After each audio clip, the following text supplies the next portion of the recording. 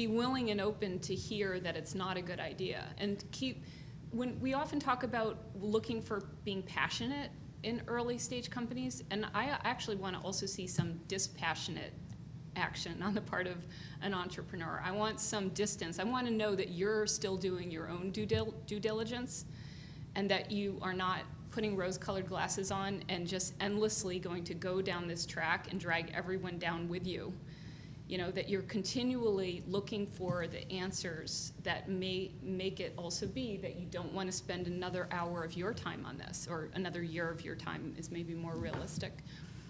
Because if you're willing to really hear that and be open to it, you're thinking in terms of opportunity costs, and some new opportunity may really come your way. As you're discussing with people and having really open discussions, if you're hearing that this technology is really worn out in the market and it's not good, but you really impress and you really open up rapport. Remember, you don't have to be friends with everybody you meet, but rapport, you know, having that kind of discussion will go a long way in just kind of opening doors to you.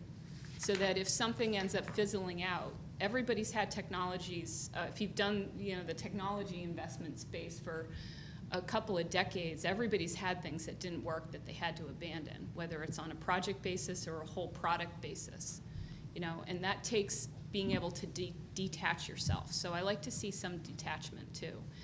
And I think going back to the nature of women, because we're trying to tie that in, you know, some of the same aspects that I think are in women can also be in a company. You know, I was just thinking back to my comment about being a child of the 80s, and I think we all came away feeling like in every single woman there's a little bit of both Maggie Thatcher and Madonna, you know, or today Angela Merkel and Lady Gaga or something. You know, and you want to see that in a company too. You want the person who puts the big, you know, clunky handbag and rolls up the sleeves and is willing to talk about money and get down to the tasks at hand, but can also, you know, put on the performance and sell the sizzle, but in a really choreographed way that really has a lot of artistic thought and creativity behind it, you know.